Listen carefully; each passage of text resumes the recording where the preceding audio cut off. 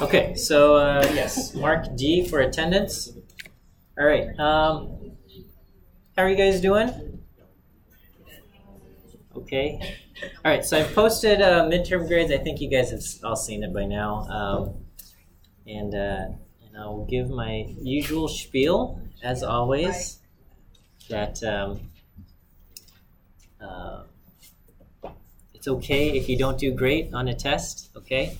It's all right. This test is worth only 15%, okay? So as far as midterms go, I think that's lighter weight as far as test goes. So, you know, even if you do poorly on one test, you can still recover.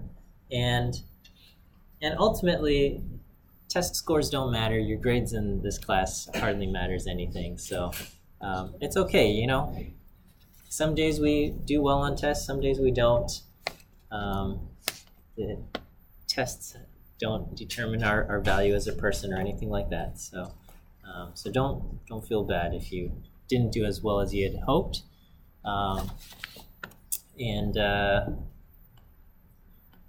And you guys are allowed to come by starting next week on Monday.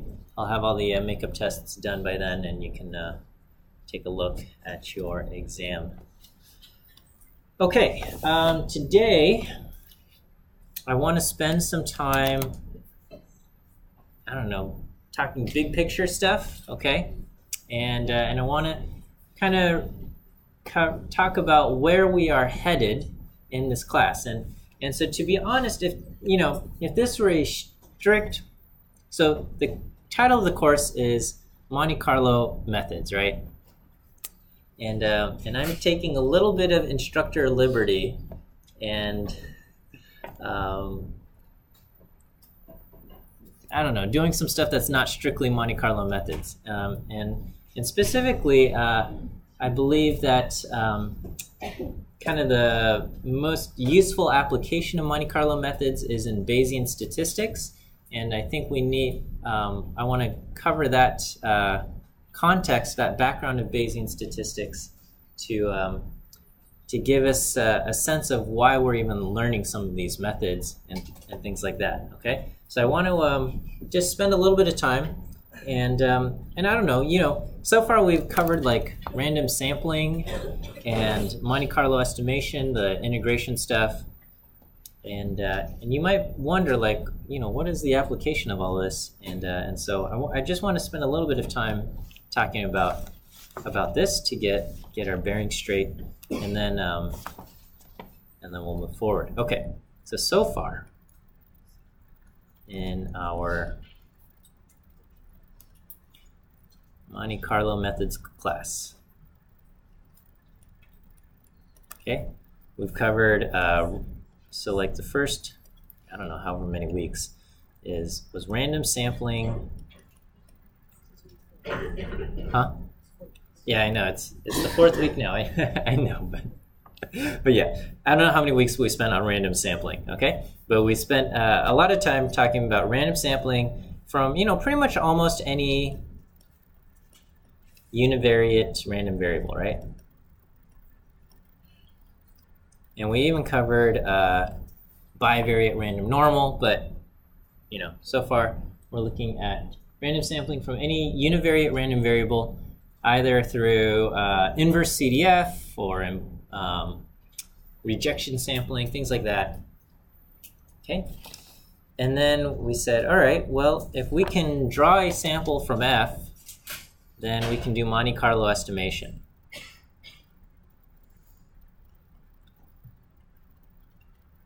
Okay, so we can estimate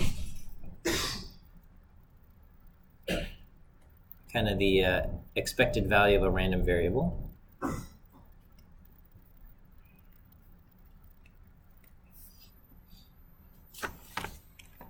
Or expected value of a, I should say, function of a random variable. So if we say x is coming from some distribution f, we can estimate the expected value of h of x, okay? And then we covered importance sampling, and we said, you know, even if we can't draw from f, if we can draw from g, then we can still figure out the expected value of over f of h of x and things like that. Okay.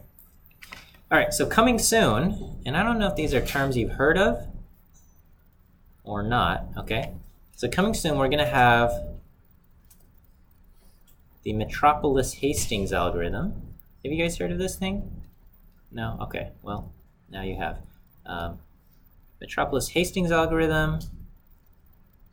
What about Gibbs sampling? Heard of that? Maybe? No? Okay. Okay. Well, both of these are Markov chain Monte Carlo methods. Okay, so have we heard of Markov chain Monte Carlo? MCMC? Okay. So these are MCMC methods. And we can just like cover the algorithms and learn like how does this stuff work? And that's fine, but without the context of the application, I feel like we're missing a big piece of this, okay? So I want to spend some time not strictly focusing on the Monte Carlo methods, but learning about kind of the context and the application of these things, so we understand like why we even bother learning the algorithm here. Okay. Okay. So let me just talk a little bit. Just remind ourselves that we are dealing with computers, right? And so in computer numbers, when we have floating point random numbers, or not even random numbers, when we have floating point numbers, they are not continuous, okay? It feels like, part of us feels like they feel continuous because we get all these tiny decimals, but they're not. You can only just represent distinct values and things like that, okay? So let me just kind of remind us that we are in the land of computer arithmetic, okay? And right now, to graph a PDF, this is what to graph a PDF, what do we have to do? Okay. Like if you wanted to draw the curve of a PDF in R, you would do plot what? Or before you even do plot, what do you have to do? You have to create S, right? Like a sequence. You have to first make a sequence from like, let's say 0 to 5. And then you'll say like y equals 0.001. And then so here you get a vector of like 5,001 values. And then you do something like you plot S versus, and then you have the function f of s, all right? And then you do type equals L. But if you didn't do type equals L, what you would end up having is you would end up having just a bunch of, like, it would probably be too close together, but you'd end up having a bunch of dots, something like this, right? I want to make it a little bit more skewed. And then what the computer does is it just connects the dots, and it looks like a smooth line on the screen, but internally it's just a bunch of dots, okay? So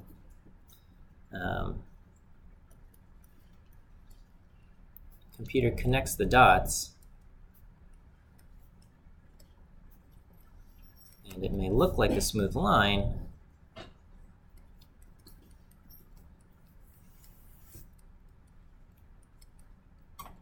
but really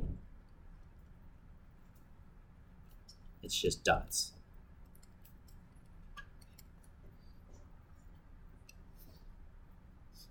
I keep feeling like I'm going to sneeze. Excuse me. I apologize. All right. Okay. So we call this grid approximation. Okay.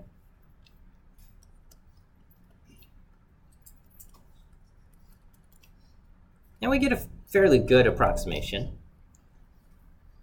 if you got a bunch of things. Okay. What if we wanted to use the same technique, but for a two-dimensional function? Okay, so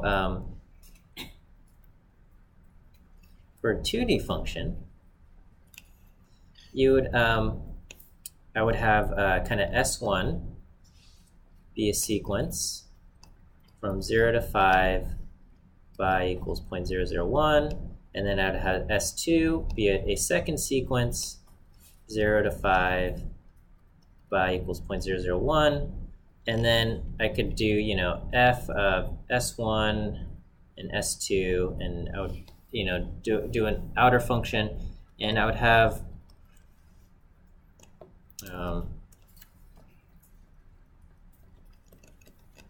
basically, you know, a bunch of these dots, and I could calculate basically the function over all of these different dots, and I would get some curve, okay, and you know, it might look something like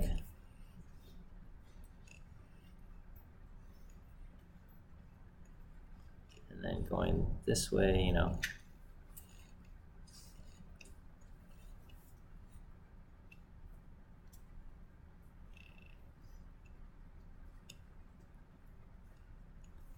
You know, so you get some kind of three-dimensional surface here, but really, it's just a grid of points, right?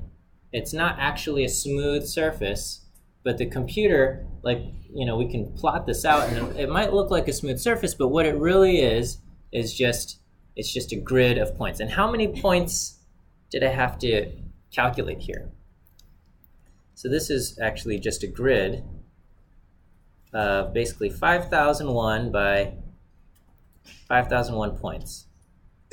So I've got on the order of, what, 25 million points? I've got 25 million points, and I had to, you know, calculate basically the density at all of these points, and I get this approximation of what the density looks like. Okay, does that make sense? What we're doing here? So if we wanted to do a function of 2 dimensions, it would be something like this. What if I throw in a third variable, 3 dimensions? What's going to happen now?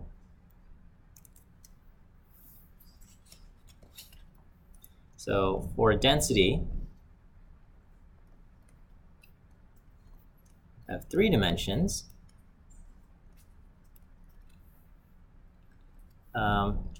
if we do grid approximation,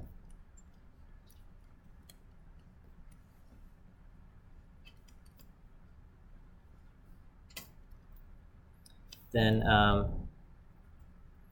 grid approximation in 3 dimensions,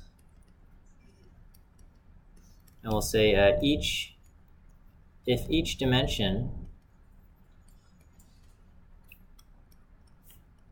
has, you know, 5,001 values, then we will have 5,001 raised to the third on the order of, what, 125 billion points to calculate. Right? And I can't graph this because it's in 4D space, and so I don't even know how to draw that. Okay? So we have 125 billion points to calculate, and then as dimensions increase, as d increases, the number of points climbs exponentially. Or geometrically? No, exponentially. Okay? And all to say, grid approximation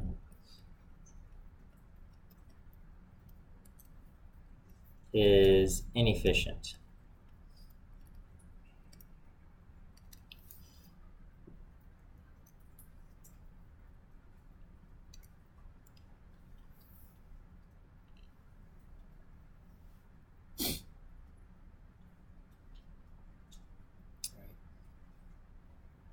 And it's especially inefficient because a lot of times in high dimensions, there's only a small region that's of interest to us, okay? Grid approximation. Grid approximation and uniform sampling can be extremely inefficient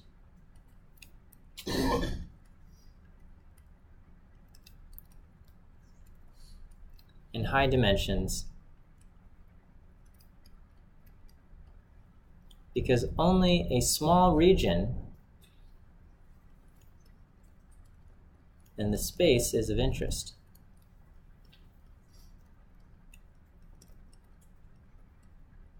Okay, so you can imagine I've got this grid here.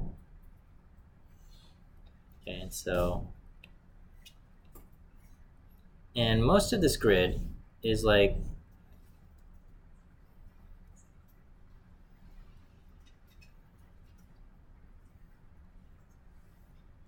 totally flat, okay?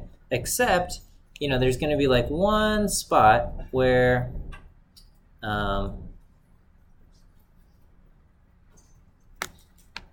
you've got kind of this hill forming, okay?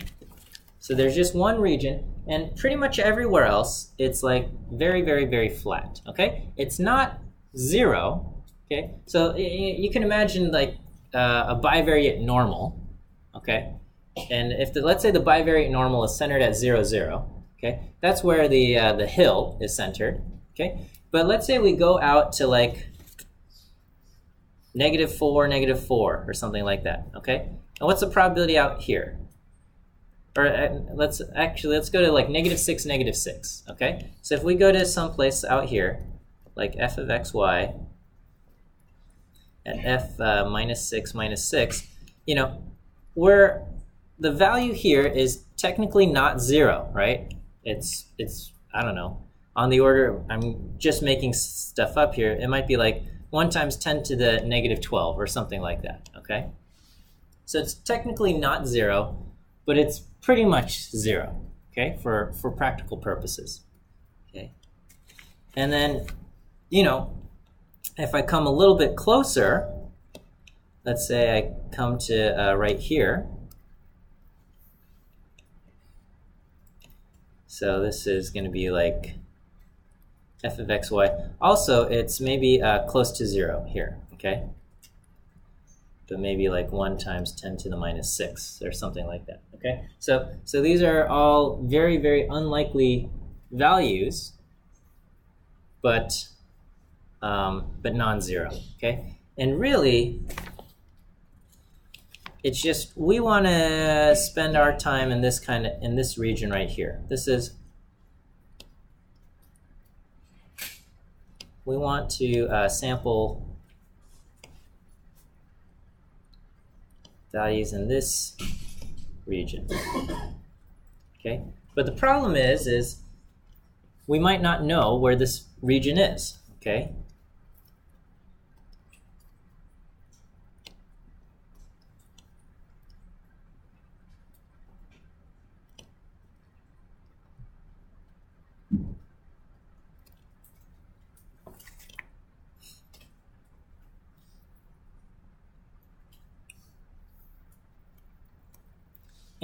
And the problem is especially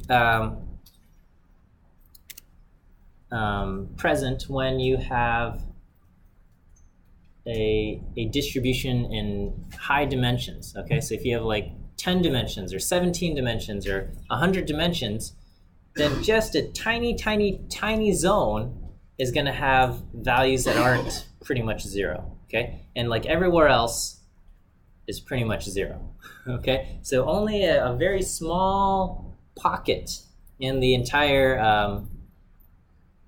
you know, your entire dimensional space there has values that aren't 0, and we want to spend our time there, okay? You can kind of like an analogy would be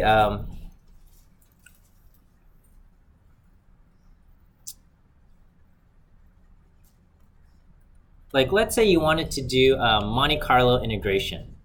Monte Carlo integration, or we'll do, I don't know, Monte Carlo estimation, because you want to get the expected value of h of x. And we'll say x comes from normal 0, 1, and h of x is going to be, we'll say x squared. Okay, so this will be the expected value of a chi-squared distribution, 1 degree of freedom, right? But what if, you know, we're going to pretend we can't sample from the normal, and let's say we sample from uniform. Okay, now this is a bad idea because normal goes from negative infinity to positive infinity, right? And you're going to say, okay, well, I can't sample from negative infinity to positive infinity uniform, so why don't I just go from negative 100 to positive 100? Okay, and so we will, you know, we sample from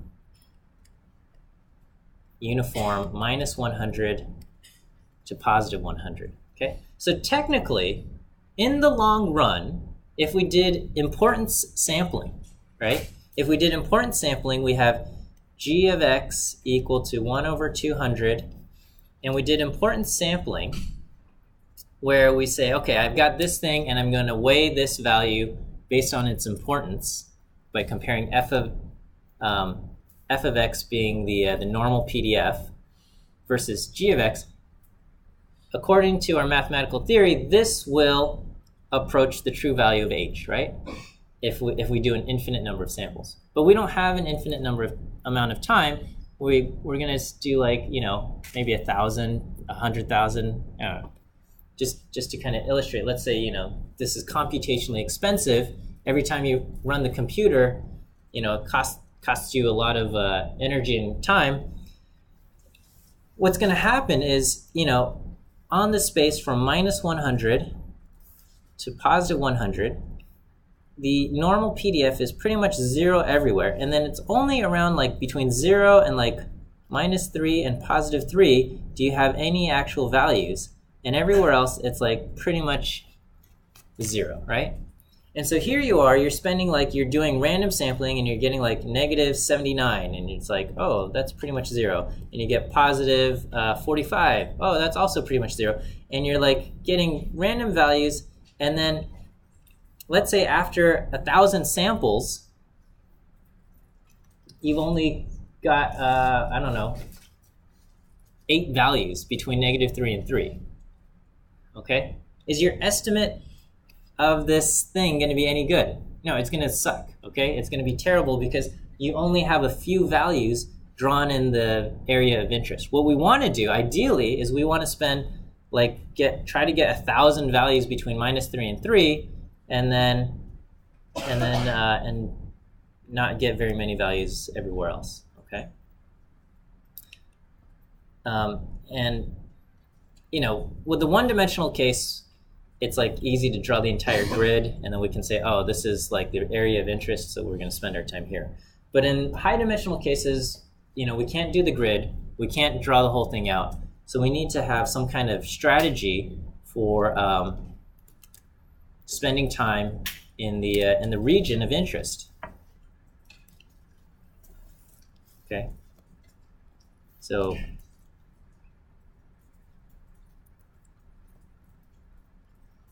we want to spend time here. Okay, so sampling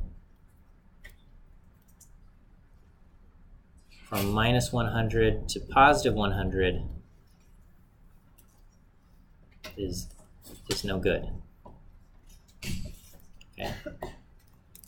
So what we're going to do, let me I'm going to go back and copy this picture.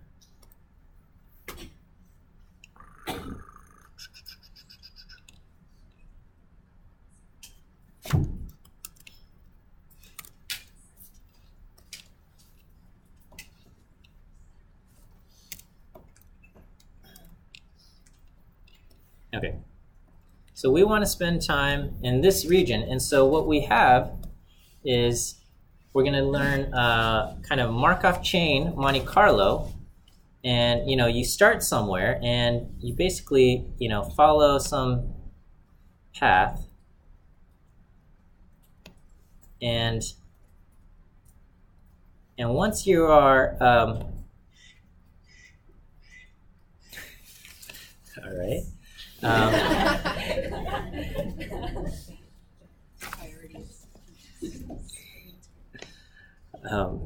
Okay, so Markov chain, Monte Carlo, what was I saying? Okay, so with Markov chain Monte Carlo is you start somewhere, and it doesn't matter, and this method, this algorithm favors drawing values from areas of higher probability, okay? So you start somewhere, and then you say, should we go over here? And it's going to favor values of higher probability, okay? So this,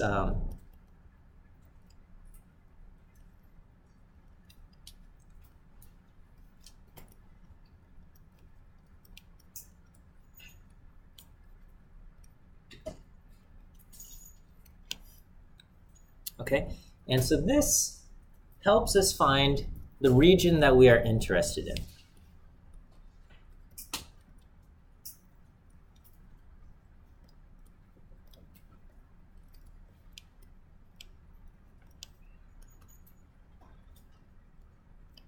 Okay, so uniform sampling would say we're going to sample this entire space. Every spot has equal probability. Okay, and if it's something where like almost the whole place has zero probability except for one small region, this is a bad strategy. Okay, what these Monte Carlo methods, these Markov chain Monte Carlo methods will do is we can start off in this terrible spot, but then we are slowly going to move towards the area of interest for us, okay? So it helps us find the region that we're interested in. And the way it works is basically, out here the probability was on the order of 10 to the minus 12. And then when you propose this value, it's going to say, oh, you know what? This one's on the order of 10 to the minus 8, okay? And you go, well, 10 to the minus 8, that's better than 10 to the minus 12. Let's go that way, okay?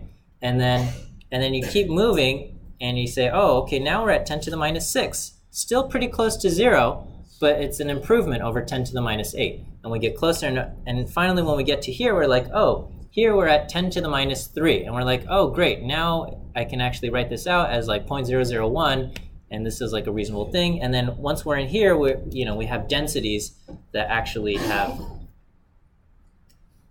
some significance to them, okay? So this helps us find the region that we are interested in, and ultimately this will allow us to generate a random sample drawn from this distribution, okay?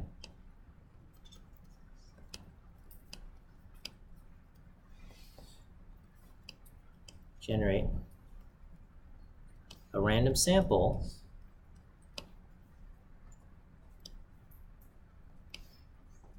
drawn from the distribution.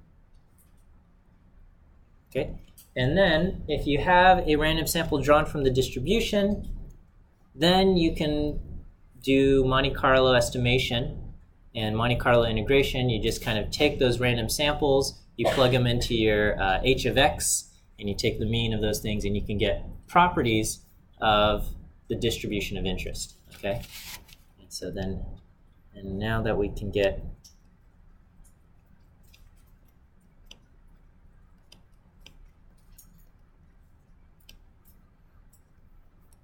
a random sample, we can approximate the density and estimate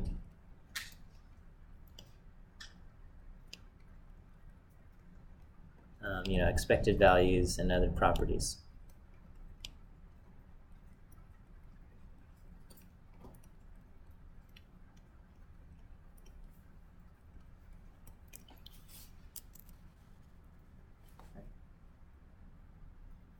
Okay, does that make sense? So we are trying to, basically, we've got some kind of PDF, maybe in high dimensionality, and it's very difficult for us to calculate the expected value or the functions of that random variable. And so what we want is we want to draw a random sample from that thing so that we can approximate it using the Monte Carlo methods. Drawing a random sample is going to be incredibly inefficient if we use uniform sampling. And so we have these Markov chain methods that will help us get the sample that we want. Okay? All right, so that's where we're going. And the context, where do we have these high-dimensional probability distributions and things like that? A lot of that happens in Bayesian statistics, okay? And again, we don't have a Bayesian statistics class offered to undergrads, to my belief, and so I'm going to take a little bit of liberty as your instructor and just force a little bit of Bayesian statistics upon you guys, and I think it'll be well worth it. We're going to spend some time, and we'll learn Bayesian statistics and these Markov chain Monte Carlo methods together, seeing its application in the process. Okay, and if you took my 102B class, we saw a little bit of Bayesian statistics there. So some of this will be repeated. But I think that's okay, because in the beginning, all this Bayesian stuff takes a little bit of time to get used to until we see it a few times. Okay, so we'll spend some time here, and then we'll keep learning. Okay, so the important application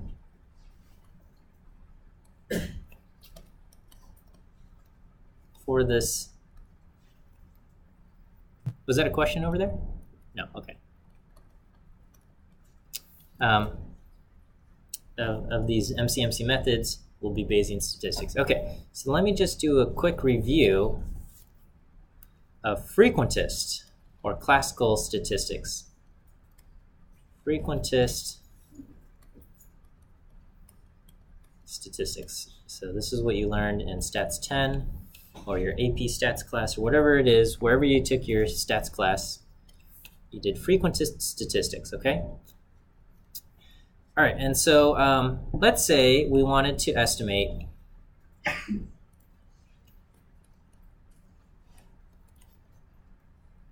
mu, the population mean.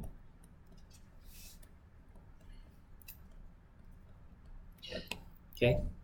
And what we would say, we would use our best guess is x bar, the sample mean. But we don't say mu is equal to x bar. We end up making something called a confidence interval, right?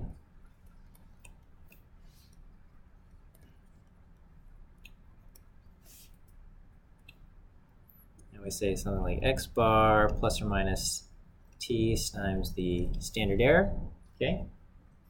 And you say, how do you interpret the confidence interval? You say, I am 95% what? I'm 95% confident that what? That mu is within the interval. Okay, so you say something like that, right? And at least in my Stats 10 class, I make a very strong emphasis that we have to use the word confident and we cannot use the word probability, right? So you cannot say there's a 95% probability that mu is inside the interval. And why are we not allowed to say 95% probability that mu is in the interval?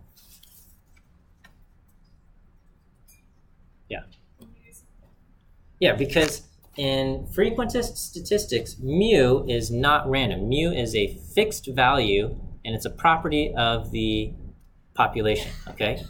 So we do not say probability,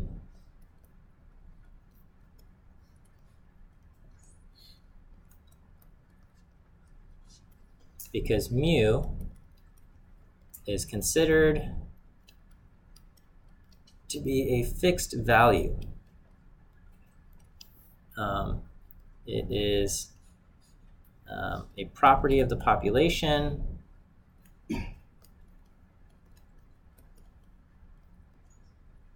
and there's no uncertainty associated with mu.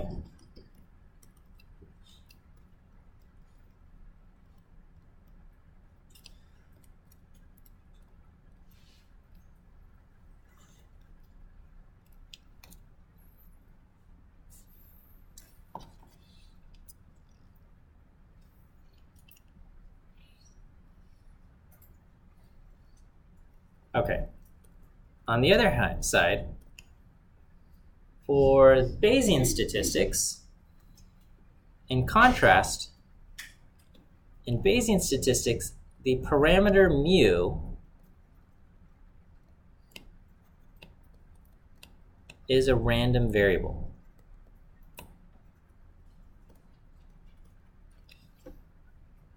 So mu is a random variable. That means it has a probability distribution associated with it.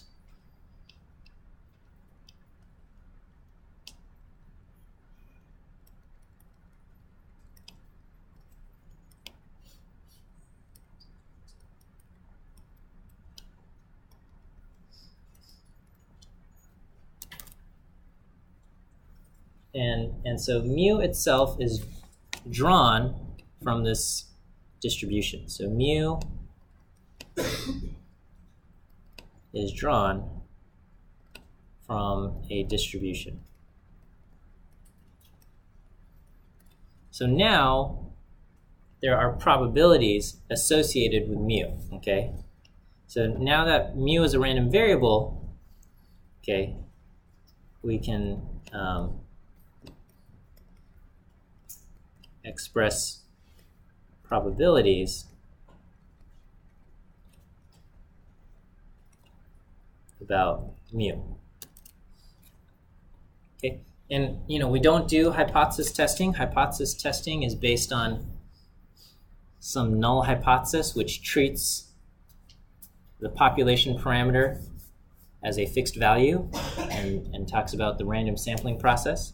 But here, mu itself is a random variable. So mu always has a probability distribution associated with it. Okay, and so we start off by having some kind of probability distribution to represent our beliefs about mu prior to seeing any data. Okay, so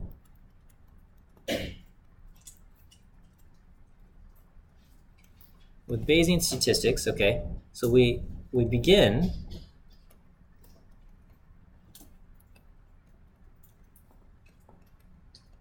with a probability distribution to represent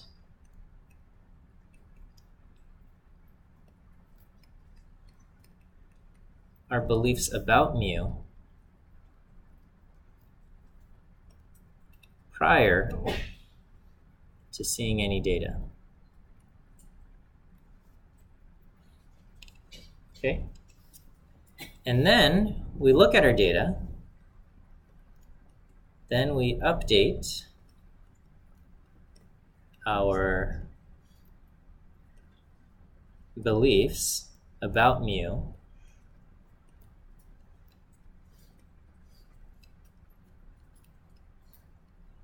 using our data, okay? And then lastly, so after we do that, we end up with another probability distribution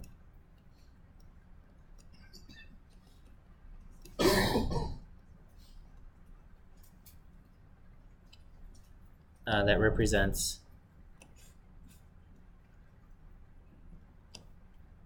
our beliefs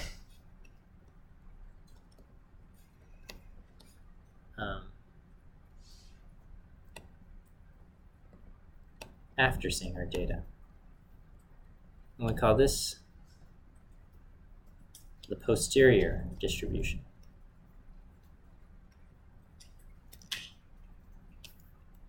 All right, so here's a silly example.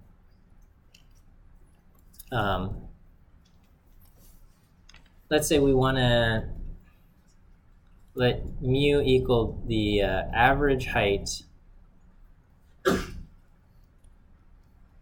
of all students at UCLA.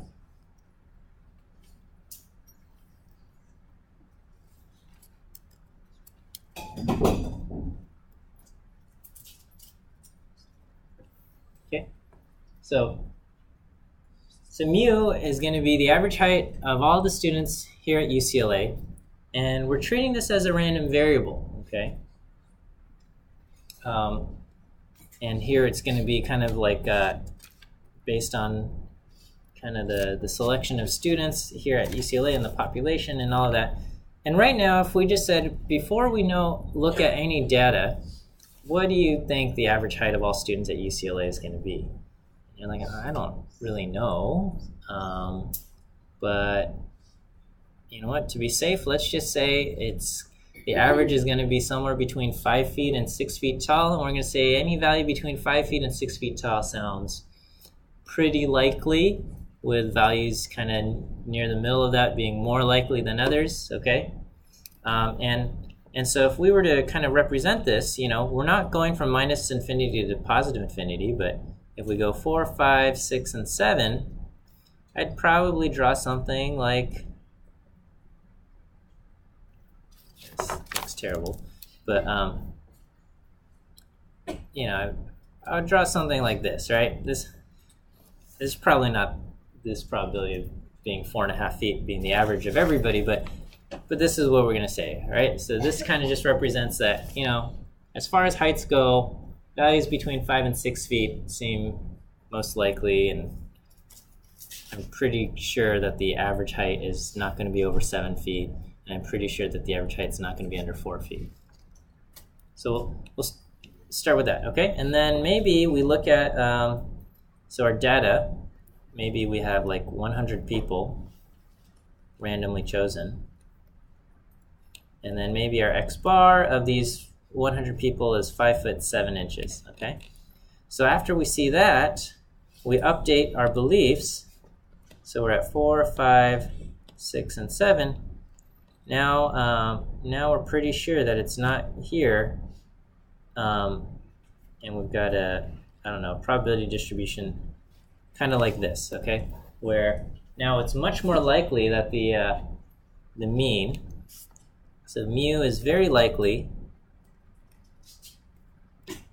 to be, we'll say between 5 foot 6 and 5'8".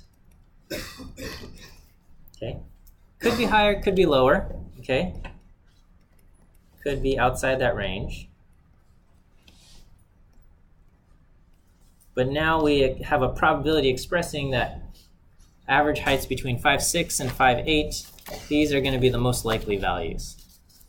Okay, and we'll talk about how we update our posterior based on the prior and all of this.